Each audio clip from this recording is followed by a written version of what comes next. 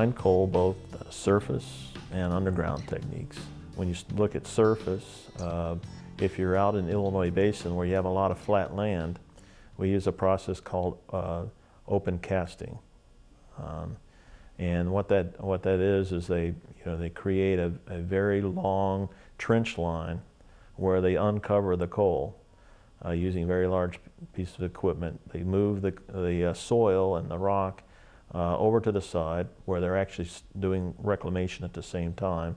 They expose the coal and then they extract the coal out, then they cover the ground back up and reclaim. This might be about a mile wide, mile long pits that you form, and that just progresses until you reach a boundary where you can no longer either economically afford it or you don't own any more land.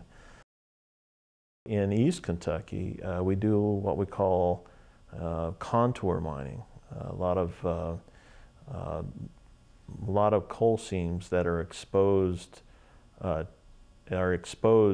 the outside of a mountain ridge, for example, that you would start up a mine and just follow the contour and mine around.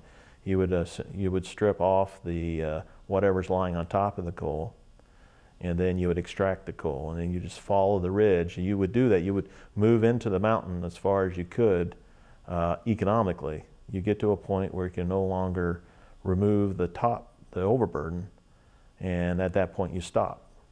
And then you just continue to work around the contour of the mountain.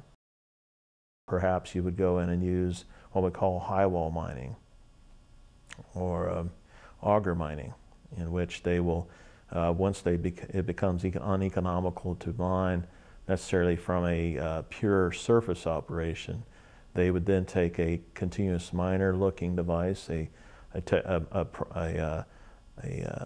technique that they use underground, but they've developed a system to work on a bench top, and where you don't have to use men, and you punch in to the side and actually go in a few hundred feet and get as much coal as you can, then they back out.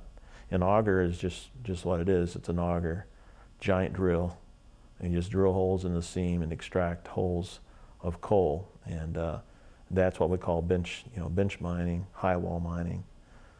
That's what we would do when we can no longer extract the coal economically by stripping the topsoil off, the overburden off.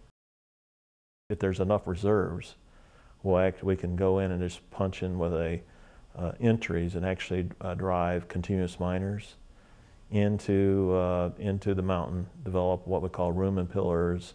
The rooms would be the areas that that would result from the extraction of the coal, and leaving pillars to prevent subsidence.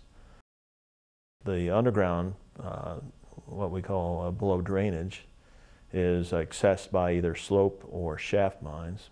You would again use what we call room and pillaring, or which involves the use of continuous mining equipment, or if you have a big enough reserve, thick enough, large enough reserve that you can purchase longwall equipment, which is more of a massive production type of unit. It's more costly, but generally much greater capacity.